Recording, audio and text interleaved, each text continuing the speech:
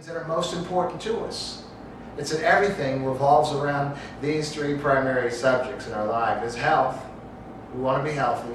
Finances, we need to make money and have money. And our relationships, which are unfortunately so jacked up sometimes, simply because we're human beings. All three of these issues are human issues. And that's the one thing, no matter what race, no matter what religion, the one thing that we have in common is health, our finances, and our relationships. And we want to make them better. And you know, one thing about us as human beings especially, we are resilient. And we are survivors. And so we can go all of our lives without these areas of our lives being well. Sort of in a denial, or maybe obsessing in another particular area of life to sort of cloud, or to sort of keep our minds off of the negative situations in our lives. But what I'm suggesting here today is that we were meant, as children of God, as creation of the Creator, that we were meant to be well, and that we can be well. But in order to attain that wellness, there are a few things that we have to address in our lives, a few thought patterns, beliefs that we have that might just need to be challenged. I believe that we were created to be well. And you know, even as we follow the biblical story, you know, that we were created in wellness with so much potential and so much possibilities. And then the first man, Adam and Eve, you know, they screwed up and messed us up and sent us on a spiraling path downward. But even God, in all his mercy and love, supplied mankind with a way to be well again. And so that's what I'm suggesting today, is that since we, especially as believers, embrace the idea that by God we were given the opportunity to be well again, then why aren't we well again? And that's the point. Now for me, the way I think, if there's something in my life that's not right, of course, you have to recognize that there's something that's not right. And so then I begin to investigate why it's not right.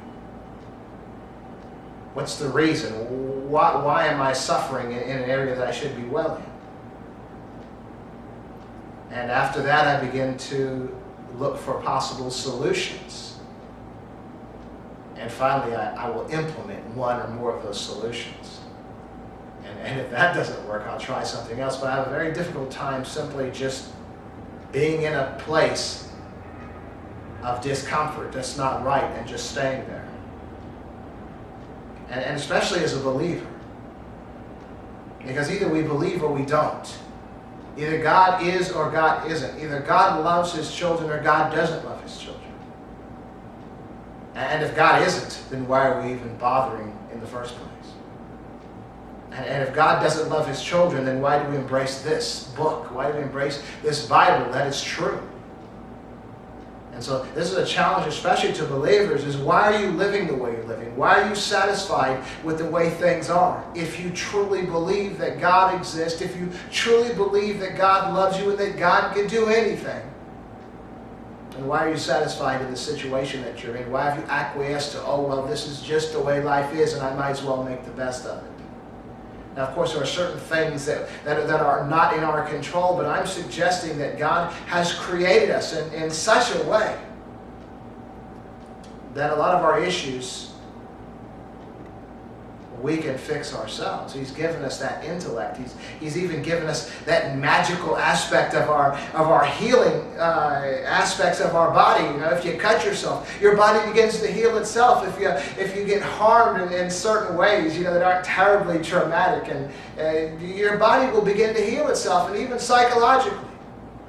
We find our bodies struggling and to find healing. Even through our dreams sometimes. We don't address our issues, and our minds are constantly at work in an attempt to heal, you know, given the special nature of creation that we are in God.